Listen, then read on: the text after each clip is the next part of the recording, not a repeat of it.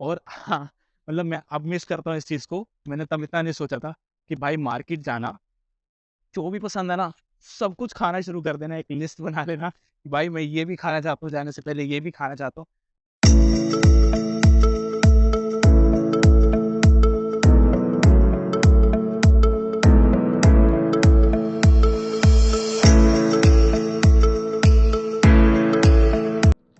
तो गाइज़ अगर आप भी आना चाहते हैं कनाडा में और आप प्लान कर रहे हैं अपनी कनाडा की विज़िट एज़ अ स्टूडेंट, तो आपके पास बहुत सारी कन्फ्यूज़न्स होगी कि स्टार्टिंग कहाँ से करनी है, पहला स्टेप क्या है, उसके बाद क्या करना होगा, how much it's gonna cost you, what you have to do and सबसे इम्पोर्टेंट चीज़ कि what you are not supposed to do at any point of time. तो उसके लिए आप इस वीडियो को एंड तक देखें और आपको क्लियर हो जाएंगे सारे वो स्टेप्स जिसमें आपको कनाडा आने की पूरी प्रोसीजर मैं एक्सप्लेन करने वाला हूँ। और हाँ, आज आप सोच रहे होंगे कि मैं स्टूडियो में क्यों नहीं हूँ, क्योंकि आज सनी डे है और इस विंटर के सीज़न में एक good sunny day is very rare, specially on weekends. तो इसलिए मैं आज बाहर ही आ गया हूँ। तो हम बिना टाइम वेस्ट करे स्टार्ट करते हैं procedure to come to Canada as a student. तो स्टेप 1, सबसे पहला स्टेप है कि अगर आप अपनी 12th क्लास में हैं या आप अपनी कॉलेज कर रहे हैं, ग्रेजुएशन कर रहे हैं और उसके फाइनल ईयर के आसपास आ गए हैं, तो अब तक आपका मन पूरी तरह से बन चुका होगा कि मुझे तो बाहर ही जाना है, तो आप ये सब तो टाइम पास ही है। बट ऐसा बिल्कुल मत सोचना, आपको पूरा फोकस करना है अपने 12th के या अपने कॉलेज के फाइनल एग्जाम्स पर, क्योंकि अनटिल और unless you are not having a 12th class certification और a college certification, you can lose a lot of time and आपके बाहर आने के चांसेस बहुत कम हो जाएंगे। तो इसलिए फर्स्ट थिंग इज़ कि आप अपनी पूरी तरह से फोकस जो है अपनी पढ़ाई पे रखना, 12th पे और कॉलेज जो भी आप कर रहे हैं। और जब आप फाइनल ईयर में हो और आपके लास्ट के कुछ मंथ चल रहे हैं, तो at that point of time you can start preparing in advance for IELTS. What is IELTS? IELTS is IELTS। It means, look at that man. So that guy wanted to catch some attraction on camera, I think. But yeah, so what is IELTS? IELTS is IELTS, International English Language Testing System. आप लोगों को पता होगा, अगर आप admire कर रहे हैं बाहर आना, तो आपको IELTS एग्जामिनेशन करनी होगी, जो कि एक लैंग्वेज प्रोफिशिएंसी टेस्ट है। इसमें क्या होता है कि आपका एक एग्जाम किया जाता है जिसमें देखा जाता है कि how fluent you can speak English, how well you can read it, write it and speak it. So उसके लिए कुछ ज़्यादा रॉकेट साइंस नहीं है। आपको अपनी नॉर्मल इंग्लिश जो है उसको थोड़ा सा बेटर करना है in terms of grammar, in terms of fluency and other things. तो आप अपने फाइनल ईयर में ही प्रिपरेशन स्टार्ट कर सकते हो आइल्स के लिए। और उसको कैसे प्रिपेयर करना है उसके लिए मैं एक और वीडियो डाल दूंगा लेटर ऑन, जो मैं इस वीडियो के साथ बाद में टैग कर दूंगा in future. So stay tune to the channel if you want to look more content. तो जब आप आइल्स की तैयारी कर रहे हो उस टाइम पे आप अपनी एग्जाम भी तैयार कर रहे होगे, and once your final exams are done, now you have to decide कि आपको अब एक कोचिंग की नीड है या नहीं। क्योंकि अगर मैं पर्सनली कहूँ, आई डोंट फील लाइक कि आइल्स की कोई कोचिंग कंपलसरी रिक्वायर्ड होती है। IELTS is a simple English speaking and writing. So हाँ, कुछ मेथड्स होते हैं, एक पैटर्न होता है राइटिंग का जो आपको फॉलो करना होता है। So you can get like 5-10 classes और you can refer YouTube and other resources. तो ऐसा बिल्कुल ज़रूरी नहीं है कि आपको क्लासेस लेनी है। So don't plan to spend a lot of money in IELTS classes, right? So once you got your IELTS classes and you are ready for your IELTS exam, you have to book your IELTS examination, which gonna cost you somewhere around 13 to 14,000 rupees. Once you book your exam, you have to go get your exam done and you have to admire as maximum band you can. जो ये mark मिलते हैं IELTS के, they come out of 9 bands. So as much you score, you get 9 bands, 8 bands, 7 bands or whatever, right? So वो depend करेगा कि आपने किस कॉलेज में, किस यूनिवर्सिटी में एडमिशन लेना है और जिस कोर्स में एडमिशन लेना है उसकी क्या रिक्वायरमेंट है। Based on that you have to achieve the maximum bands you can, right? Once you got your IELTS, this is the step 1 done. Wait for the results, wait for your final college results and academic results, right?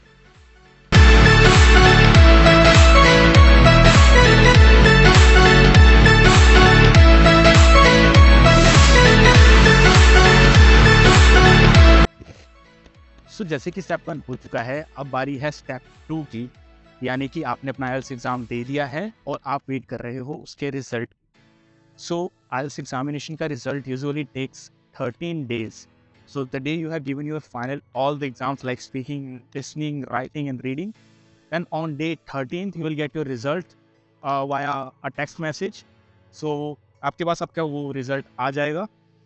तो हाँ, एक बात और कि अगर आप अपने college में थे तो आपने सबसे भी पहले अपना पासपोर्ट अप्लाई कर देना, क्योंकि IELTS एग्जामिनेशन की जो सबसे पहले रिक्वायरमेंट है, you should have a passport with you. उस पासपोर्ट के बेस पे ही अपना एग्जाम आप रजिस्टर कर पाएंगे. So don't forget to apply for passport on step 1, okay, and then IELTS exam, right. अब जैसे कि हमारा IELTS का रिजल्ट आ गया है, हमारे पास हमारा रिजल्ट इन हैंड है, तो हम रेडी हैं अप्लाई करने के लिए to the colleges, to the institutes in Canada. अब ये सबसे ज़्यादा टफ स्टेप होता है, क्योंकि इंडिया में बड़ा सिंपल सा है कि मुझे इंजीनियरिंग करनी है तो मेरे लिए बीटेक हो, मुझे डॉक्टर बनना है तो मेरे लिए MBBS.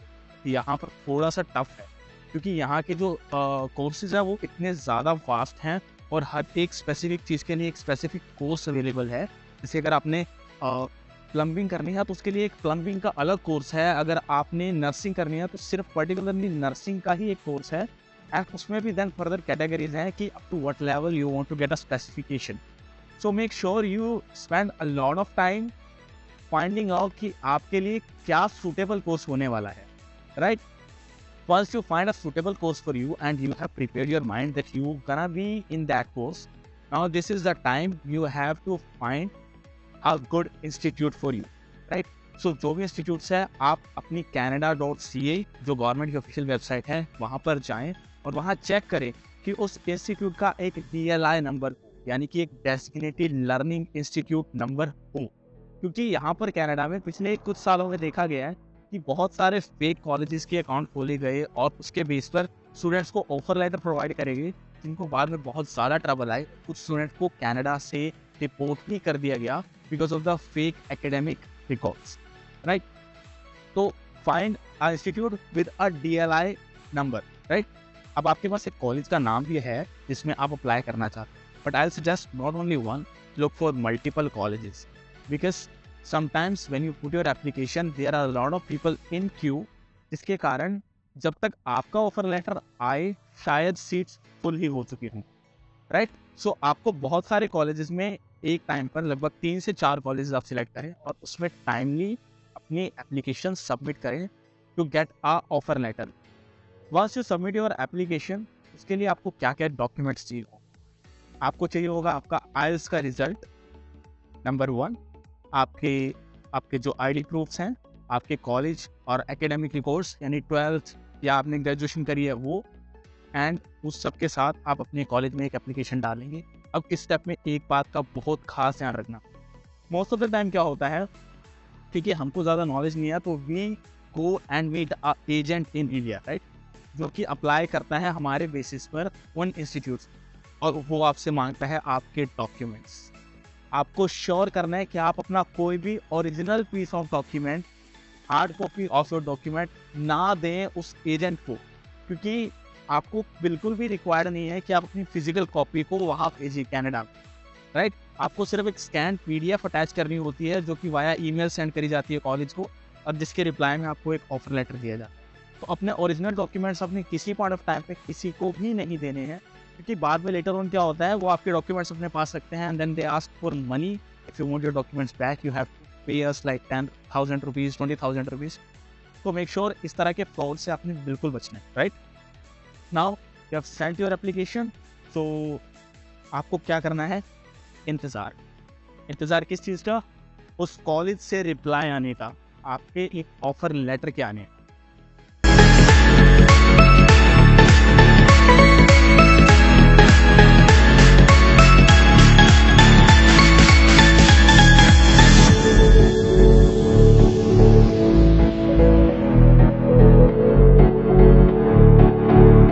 तो अब बारी है स्टेप 3 की, क्योंकि अब हमारे पास आ चुका है, हम मान लेते हैं कि हमारे को एक कॉलेज से लेटर मिल चुका है, एक ऑफर लेटर मिल चुका है, जिसको अक्सर बोला जाता है कंडीशनल ऑफर लेटर, राइट.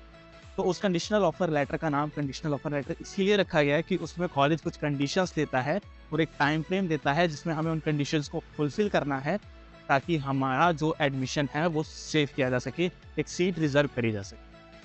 तो क्या कंडीशंस होती है उसकी? सबसे पहली कंडीशन होती है कि आपको भरनी है fees, college fees for 1 year academic year in Canada, जो कि होती है नियरली 18 to 19,000 कैनेडियन डॉलर। अब इसका एक एस्टिमेट मैं इंडियन रुपीज़ में इसलिए नहीं दूंगा क्योंकि इस टाइम मार्केट इतनी ज़्यादा स्टेबल है कि कभी तो ₹59 और कभी 60 तो कभी 62 भी हो रहा है। तो यू कैन टेक अ रफली एस्टिमेट कि जो भी मैं करेंसी बोलूँगा, जो भी फिगर बोलूँगा, you can multiply it by 60 to get a rough idea. So लगभग 18 to 19,000 डॉलर्स पर ईयर की फीस होती है। और हाँ, कोर्स के बेसिस पे वो वेरी कर सकती है, ये एक जनरल सा फैक्ट है। तो आपको वो फ़ी पे करने के लिए लगभग 23 दिन से लेकर के 1 महीने तक का कुछ टाइम होता है। वो आपके ऑफर लेटर पे डेट लिखी होती है दैट यू हैव टू पे your fees before this time. अब वो फ़ी पे कैसे की जाती है? यूजुअली क्या होता है कि आप अपने बैंक में जाते हैं और बैंक आपके कॉलेज में ये फ़ी ट्रांसफ़र करता है, जिसके बैंक खुद भी कुछ चार्जेस लेता है और उसके थ्रू ये पैसे चले जाते हैं। अदरवाइज़ आपके जो एजेंट्स होते हैं वो भी कुछ आपसे चार्जेस लेकर के इस फीस को ट्रांसफ़र कर देते हैं, राइट? बट आपको मेक श्योर करना है कि आप जिसके भी थ्रू ये ट्रांसफ़र कर रहे हैं, you should have a receipt with you that in the amounts the funds have been transfer to the designated institute. और आपको वो कॉलेज कुछ दिनों के बाद रिप्लाई में एक रिसीट भेजता भी है, जो आप अपने एजेंट से या फिर जिसके भी थ्रू आपने पेमेंट कराई है उससे कलेक्ट कर सकते हैं, right? First condition was to pay the fee which we expect we have done. Now the second thing is a GIC account in Canada. What is GIC? A GIC is Guaranteed Investment Certification. Her student को Canada में आने से पहले ही एक Canada में account खुलवाना पड़ता है, in which they have to secure around 10,000 Canadian dollars. जो पैसे बाद में आपको ही मिलने वाले हैं आपके खर्चे के लिए, बट ये भी एक कंडीशन होती है कनाडा में एडमिशन के लिए that you should have a GIC account. और जब आप JAC अकाउंट खुलवाने जाएंगे तो आपको यूजुअली 2 ऑप्शंस दिए जाते हैं that you can go with Scotia bank and you can go with ICICI bank. हम सब के अंदर एक आदत होती है कि जो चीज़ फैमिलियर लगती है वो ज़्यादा ट्रस्टवर्दी लगती है, तो हम सोचते हैं कि यार ICICI का नाम बहुत सुना है इंडिया में, तो why not to go with that. But ऐसा मत करना, क्योंकि ICICI बैंक जो है वो कैनेडियन ना होने के कारण कनाडा में उनकी बहुत कम ब्रांचेस हैं और ऐसा हो सकता है कि आपकी लोकेशन के पास इनकी ब्रांच होगी ना, तो आपको बहुत दूर जाना पड़ेगा to get your account activated, जो कि ट्रबलसम होगा। Always go with Scotia bank, क्योंकि स्कोशिया बैंक यहाँ का अपना बैंक है और इनकी ब्रांचेस जो हैं लगभग हर 500 मीटर्स टू 1 किलोमीटर में आपको इनकी ब्रांच देखने को मिलेगी और काफ़ी सीमलेस सा प्रोसीजर होता है इनका and will get additional benefits, क्योंकि जब आप कनाडा में आते हैं आपको अपना क्रेडिट स्कोर बिल्ड करना होता है। So transactions done via ICICI don't count towards credit, right? But जो स्कोशिया वाली है वो काउंट होती है। So you have to open your JAC account and suggestably with Scotia bank, right? This is the second condition that your college want. And third thing is they may ask for your tax returns और your parents tax returns to know what is your income in India, what is your status, your family income in India. They may ask और they may not, but again everything should be digital, कोई भी hard copy आपको नहीं देनी। इन सब के बाद जब आप ये कंडीशंस को फुलफिल कर देते हैं, आपने GIC की पेमेंट कर दी है $10,000, अपने कॉलेज की फ़ीस भर दी है नियरली $19,000, आपके पास IELTS का रिजल्ट है और इन सब डॉक्यूमेंट्स के साथ आप अपने कॉलेज को ये डॉक्यूमेंट सेंड करते हैं that we have fulfilled all the conditions. जब कंडीशन फुलफिल हो गई आपका स्टेप 3 भी हो जाता है ख़त्म। तो नेक्स्ट स्टेप के लिए चलते हैं।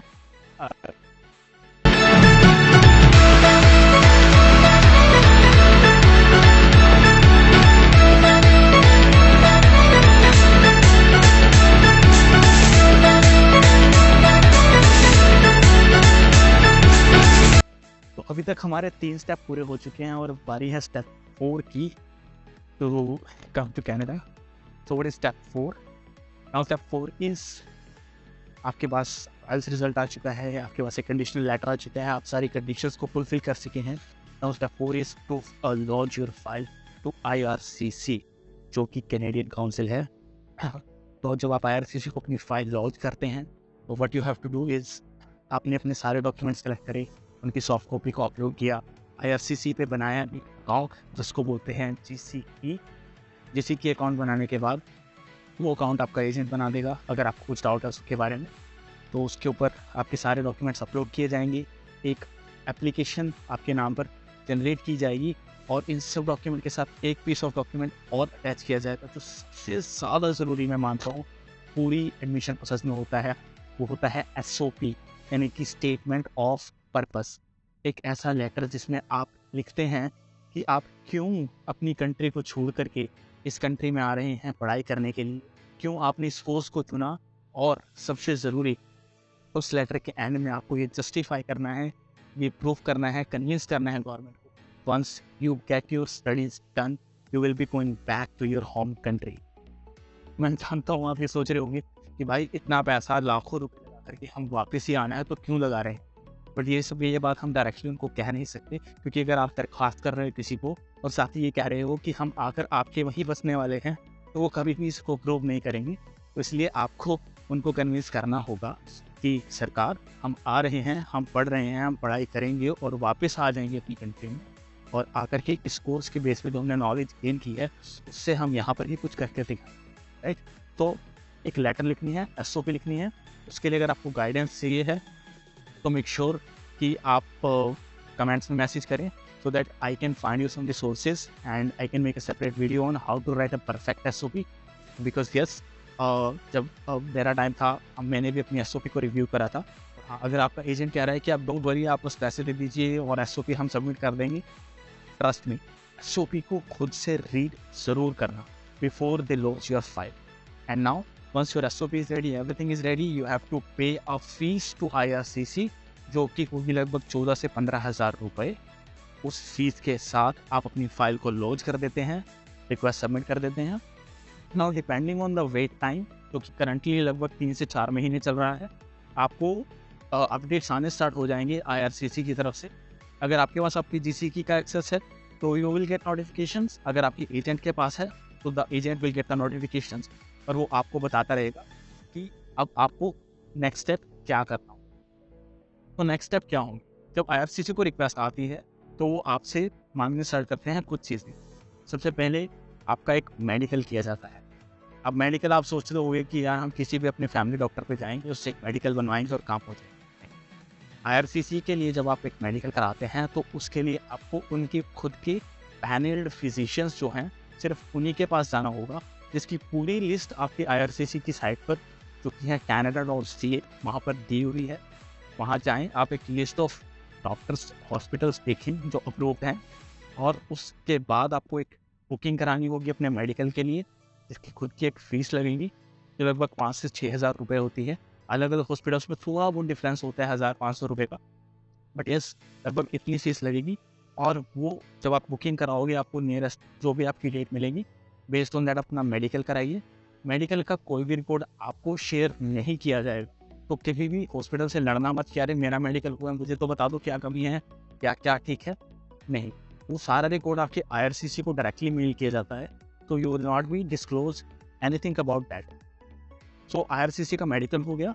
अब नेक्स्ट स्टेप होगा, IRCC आपको एक रिक्वेस्ट भेजेगा बायोमेट्रिक्स के लिए। What is biometric? Biometric is to get your fingerprints and your eye retinas specimens. उनका स्कैन किया जाता है और वो डेटाबेस में सेव किया जाता है कनाडा के पास, और ये डाटा लगभग 10 साल के लिए सेव रहता है। So once you get your biometric done, it is valid up to next 10 years. और IRCC के जो बायोमेट्रिक्स होते हैं ये किए जाते हैं इनके पर्टिकुलर डेजिग्नेटेड सेंटर्स में, और वहाँ पर जब आप जाते हैं तो सबसे मज़ेदार चीज़ होती है, क्योंकि हमारे को कनाडा में आने की इतनी उत्सुकता होती है और हमको लगता है कि यार जब इतने पैसे खर्ची है तो थोड़े थोड़े पैसे अगर कहीं ज़्यादा देख उसी में प्रोसेस स्पीड अप हो जाए तो मज़ा ही आ जाएगा। तो उसी का फ़ायदा उठा के उन्होंने एक हुआ बना रखा है कि आप आइए हमारे पास, और हमारे पास 2 तरह की सर्विस है। एक है प्रीमियम लॉन्च सर्विस और एक है नॉर्मल सर्विस। नॉर्मल सर्विस में आप आएंगे, आपको अपना पासपोर्ट खुद से कुरियर करना होगा, और उसके बाद आपको पासपोर्ट आने में 25 दिन 30 दिन लगेंगे। लेकिन अगर आप प्रीमियम सर्विस लेते हैं तो हम आपका पासपोर्ट भी कुरियर कर देंगे, और वो प्रोसेस बहुत ज़्यादा फास्ट होगी। लगभग 10-15 दिन में आपको आपका पासपोर्ट जो है रेडी होकर मिल जाएगा। कुछ भी नहीं है, क्योंकि मेरे और मेरे दोस्त ने दोनों ने साथ में काम किया था, और उसने प्रीमियम लिया था और मैंने नॉर्मल। मेरा पासपोर्ट मेरे पास पहले आ गया और उसका भी प्रीमियम था, और उसके बाद तब भी कोई जवाब नहीं आया। तो don't pay extra to get things time, things will take the defined time. जितना वक्त लगना है उतना वक्त लगना ही है। ऐसा कुछ नहीं है कि कुछ पैसे देकर के प्रोसेस फास्ट हो जाएगी। हाँ, हम टाइम बचा सकते हैं कैसे? कुछ स्टेप्स पहले ही करके, जैसे मैंने बताया था कि आप अपने कॉलेज के फाइनल ईयर में ही अपना आइल्स करवा लीजिए, अपने आइल्स की तैयारी कर लीजिए। उन जगहों पर टाइम बचता है, ये पैसे देने से कभी टाइम नहीं बचता कि मैं एजेंट को 10,000 ज़्यादा दूँगा तो मेरा एडमिशन हो जाए, सब कुछ भी नहीं है। Canada admission is a kind of Gamble. आपका लक, आपके डॉक्यूमेंट्स, आपके रिकॉर्ड्स, हर एक चीज़ मिला कर के एक ऐसा सिनेरियो क्रिएट करते हैं कि हाँ, आपका एडमिशन हो पाएगा या नहीं हो, right? So step 4, medical done, biometric done, everything is done. Now we have to wait for the final call. देखते हैं फाइनल कॉल में क्या होता है। अब फाइनल कॉल के लिए अगर बात करें तो फाइनल कॉल में आपको एक रिक्वेस्ट आती है जिसका सबको बेसब्री से इंतजार होता है, उसको बोलते हैं PPR रिक्वेस्ट। मैं जानता हूँ आपके मन में डर होगा रेफ्यूज़ल का, तो मैं रेफ्यूज़ल की बात ही नहीं करने वाला हूँ। रेफ्यूज़ल जैसा मैं कहूँगा ही नहीं कि कुछ होता है, क्योंकि अगर आपने सारे स्टेप टाइमली फॉलो किए हैं, सब कुछ अच्छे से किया है, एक बढ़िया सी SOP लिखी है, तो मुझे नहीं लगता कि रेफ्यूज़ल आना चाहिए। तो हमारे पास एक रिक्वेस्ट आएगी जिसको बोलते हैं PPR, यानी कि पासपोर्ट प्रिंटिंग रिक्वेस्ट। इसमें क्या होता है, इसमें IRCC आपको एक लेटर भेजता है जिसमें वो रिक्वेस्ट करता है that we have taken a final decision on your file and now we need your passport to continue the final steps। यार अब पासपोर्ट क्यों चाहिए होगा उन्हें अगर उन्होंने कोई डिसीजन लिया है? क्योंकि रिफ्यूज़ल तो प्रिंट होता नहीं है। तो इस लेटर का मतलब है this is a time to go into the market place, buy some laddoos, some sweets and share with your friends, क्योंकि आपको आपका पासपोर्ट भेजना है अपने वीज़ा को प्रिंट कराने के लिए। आपका फाइनल कॉल आ चुका है, this is the time you have got your visa. अब जैसे ही आता है आपका एजेंट या फिर आप खुद एक सर्विस, पोस्टल सर्विस के थ्रू अपने पासपोर्ट को उनके जो भी नियरेस्ट सेंटर, जो एड्रेस आपको दिया गया होगा उस लेटर में, वहाँ पे कुरियर कर देते हैं, जो कि which takes up to 25 days, जिसमें आपका पासपोर्ट जाएगा, वीज़ा प्रिंट होगा और आपके पास आ जाएगा। तो जब तक आपका ये पासपोर्ट जा रहा है, वीज़ा प्रिंट हो रहा है, सब कुछ हो रहा है, what you have to do is you have to start packing your luggage, do your shopping, and most important, spend time with your family, with your friends। और हाँ, मतलब मैं अब मिस करता हूँ इस चीज़ को। मैंने तब इतना नहीं सोचा था कि भाई मार्केट जाना, जो भी पसंद है ना, सब कुछ खाना शुरू कर देना, एक लिस्ट बना लेना कि भाई मैं ये भी खाना चाहता हूँ, जाने से पहले ये भी खाना चाहता हूँ, क्योंकि यहाँ आगे वो सबको बहुत मिस करने वाले, राइट? तो अब हमारा फाइनल वीज़ा आ गया है। इसमें आप अगर देखें तो कहीं पर भी हमको क्या नहीं देने पड़े, अपने ओरिजिनल पीस ऑफ डॉक्यूमेंट्स कहीं भी नहीं देने पड़े। नंबर 2, आपको इंडिया में कोई भी फंड्स नहीं दिखाने पड़े। ये सब अफवाह है कि आपको इंडिया में इतना पैसा दिखाना है, इतना पुराना होना चाहिए। नहीं, कनाडा के लिए नहीं है, अदर कंट्रीज़ के लिए शायद हो, कहीं पर भी नहीं दिखाना पड़ा। किसी एजेंट को पर्टिकुलरली पे नहीं करना पड़ा, क्योंकि ऐसा कुछ भी नहीं है। जब आप एडमिशन लेते हैं, even agents get money. Colleges जो होते हैं वो एजेंट्स को उस एडमिशन पे एक कमीशन देते हैं। तो अगर आपको फ्री की कुछ सर्विसेज चाहिए हैं तो मैं उस पर भी एक वीडियो डालूंगा कि एडमिशन फ्री में कराने के लिए इसमें आपको एजेंट को कोई पैसा ना देना पड़े, एजेंट ना हायर करना पड़े, उसके लिए भी कुछ जगहें हैं। और आपको क्या नहीं करना पड़ा, टेंशन नहीं लेनी पड़ी, क्योंकि टेंशन लेने से कुछ नहीं होगा जनाब। टाइम उतना ही लगेगा जितना लगना है, और रिजल्ट भी वही आना है जो हमारी किस्मत में लिखा है, जो हमारे लक में लिखा है। So yes, take blessings from your parents, spend time with your friends and start packing. और पैकिंग के लिए एक और वीडियो आ रही है प्रीटी सून, जिसमें मैं बताने वाला हूँ जब भी आप पैकिंग कर रहे हैं आपको क्या लेके आना है, क्या नहीं लेकर आना। तो stay tuned to the channel, don't forget to like the video, subscribe it and share with all those people who want to come to Canada, who admire Canada as a country to study, settle down। And इसी के साथ मिलते हैं अगली video में। Thank you so much for watching the whole video. This is Dinkar this side, and don't forget to subscribe the Dream Project with TP। This is gonna be a long journey।